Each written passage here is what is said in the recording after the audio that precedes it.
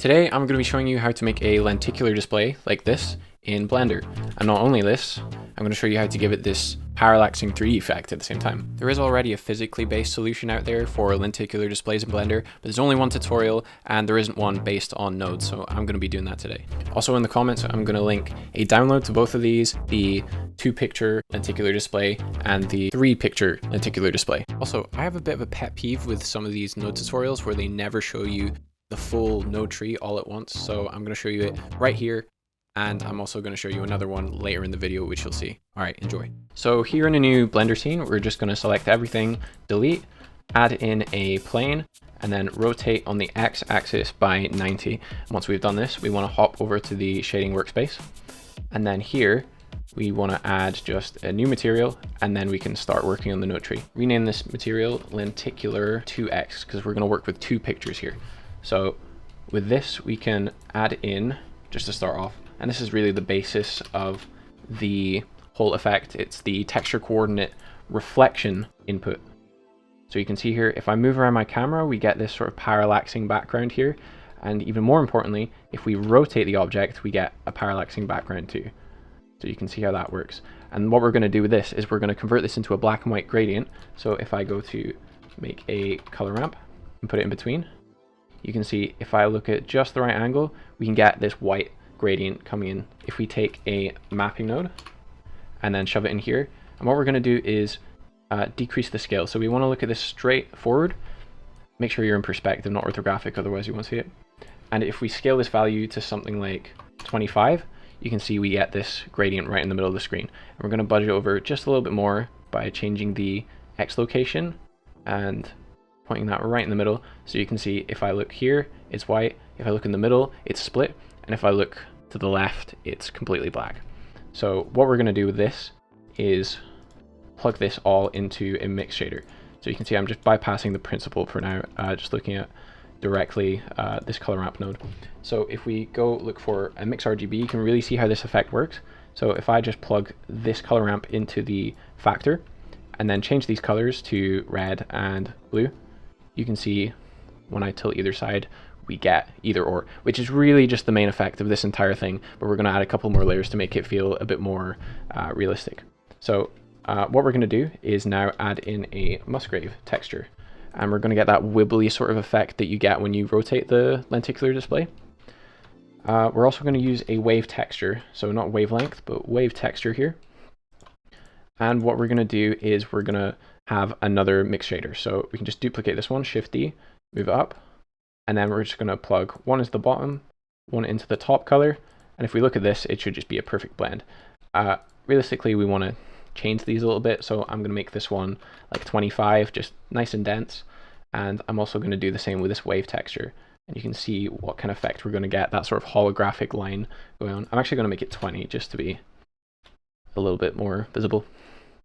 So once we've done this, we can see that we've got 2 separate node setups that we now need to combine, and they need to sort of complement each other here. So I'm just going to move half of this over a bit. Now the way we're going to add these 2 together, you can see we have a sort of textured map here, and then we have the actual lenticular effect. So the way we're going to add them together, since they're both black and white maps, we can just use math to add them together. So I'm going to take the color of the color ramp and just plug it into the add. And I'm going to take the color of the mix shader and add it into the top. And if we Control Shift with Node Wrangler, we can just view this and we can see we kind of get the effect we're going for here. We do need to adjust this because instead of going from white to textured black, because if we just view this straight on, you'll see what happens. We can see that it goes from blue and red to red and blue, but we don't want that. We want it to go from blue to a little bit of both to just pitch red. So the way we navigate this is we're going to take our mapping and our texture coordinate. We're just going to move this over to the left because we want to use it on something else. So we take the vector output from the mapping node. We're just going to plug it into this mix shader. And it's not going to make much of a difference for now. As you can see, it does wipe between the 2 effects right now, but that's not the desired effect we want in the end. What we want to do is duplicate this mix shader and blend it to black. So what I'm going to do is plug this mix shader into the color 1. So mix shader into mix shader, and then make this blue that I've made into black. So you can always substitute these instead of blue and red. You can just add in your final picture if you want. But for now, I'm going to plug this mix shader into this add. So it goes mix, mix, add, and we're just going to leave this as black.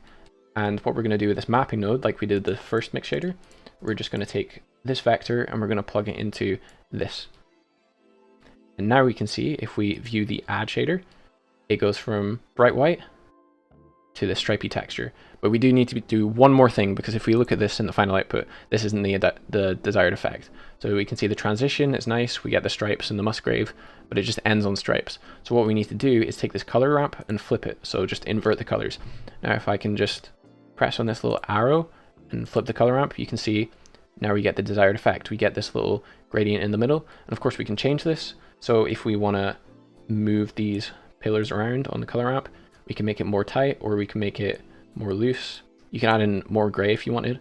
So if I pulled this over and added more gray in here, you can see we get just more of a blend like that. So that's how we get more of that effect. So now with this node setup all complete, I've plugged in my two textures into the mix shader, and you can see I can get this effect where I move left, I move right, and I get a different transition. You can also flip these around and you can have it go the other way, and it should just work pretty modularly.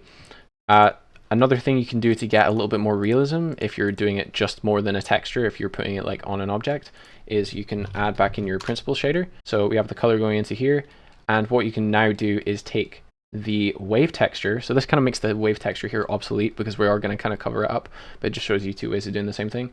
If we take this wave texture and we just grab the color and plug it into the normal, and then if we grab a bump map, because we're going to just use black and white information and turn it into bump information, we take this and make sure that this color is plugged into height instead of normal.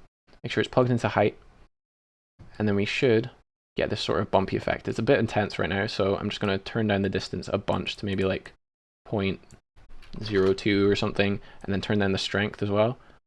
And once we get the sort of sweet spot, you can see it's now this permanent kind of holographic effect going down the middle. You can also do this with the roughness. You can do whatever you want. You can add in lights too. It looks better in Eevee if you add in some lights here. So you can do that, and you can see we have this holographic effect. So this is the node setup for doing 2 pictures. I'm now going to show you how to do 3 in one plane. Again, here's the complete node tree for the next part. You do probably need to still watch the tutorial, but here it is for anyone who wants it. So right now I'm going to just duplicate and hide this one over here, and we're going to focus on this one, and I'm just going to make a copy of this material and rename it 3x. And also, to make things a little bit simpler to follow, I'm going to delete this bump node for now, and also this principled shader, so we can just view things straight up. Also, for the time being, I'm going to disconnect this math node from the mix, and we're just going to separate all of these images and have this node tree on its own. Another thing we're going to do for the 3 setup is we're going to take all of this information here, and we're just going to duplicate it down. Now, you technically don't need to like copy the mapping and everything, but it works the same. So we're going to have 2 node trees sort of like intersect, and we're going to blend them together. So the reason we have 2 of these trees is because we need to make one that works in black and white and the other one that works in white and black. It'll make sense once we actually like put it together. But we're going to have 2 filters, and then we're going to filter those 2 filters based on the angle. So it's going to get a little bit complicated, but it's pretty easy to follow. So what I'm going to do here is just go down to this bottom mapping node, this new one we made, and I'm going to just invert the scale. So just to visualize this, I'm going to look at the color ramp here. So just going to view this, I'm going to look at it straight on.